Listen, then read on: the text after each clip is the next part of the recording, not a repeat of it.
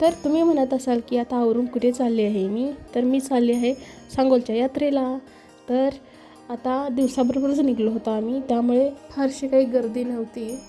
थोडा वेळ फिरून वगैरे आम्ही गेलो आता मग पुन्हा नाश्ता करायला. तर नाश्त्यामध्ये आम्ही घेतला होता लोणी डोसा. तर तो खाऊन झाल्यानंतर मी थोडी खरेदी करत होते. मला लागेल ते घेतलं होतं मी.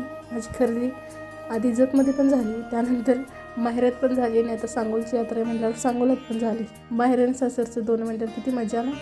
तर इथं माझ्या बाळानं हट्ट केला की त्याला गाडी पाहिजे होती, तर तिला गाडी घेतली. अजून ती पुढे हट्ट काय करते बघा.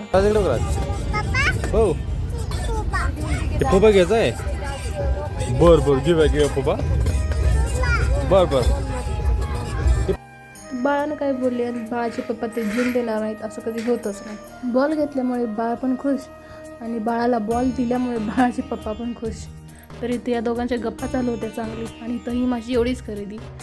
थोडा वेळ फिरून खरेदी करून आणि बिर्याणीची ऑर्डर दिली होती. तर बिर्याणी आम्ही टेस्ट केली, त्यावेळेला खूपच छान होती. यात्रेत सगळ्यात जास्त मजा कोण घेत असेल ना तर ते माझं बाळ असेल.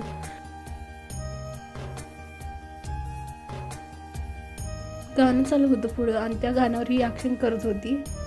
खूपच हुशार झालेलं आहे माझं बाळ. तर इथं गरमागरम कोबी मंचुरी आली होती. तर ते सगळं फस्त करून आम्ही निघालो होतो घरी. तेवढ्यातच माझ्या बाळाने अजून एक हट्ट केला आणि तो तिचा हट्ट पुरवला. तर तिला ना ह्या गाडीमध्ये बसायचं होतं. तिच्या पप्पाने तो पण हट्ट पुरवला तिचा. तर आमचं सगळं फिरून वगैरे झालं होतं. रात्रीचं बाहेर फिरायला लाईटीमध्ये खूप मजा येते. यात्रेमध्ये तर सांगायलाच नको. यात्रेचं सगळं रंगीत लाईटा बघूनच भारी वाटतं.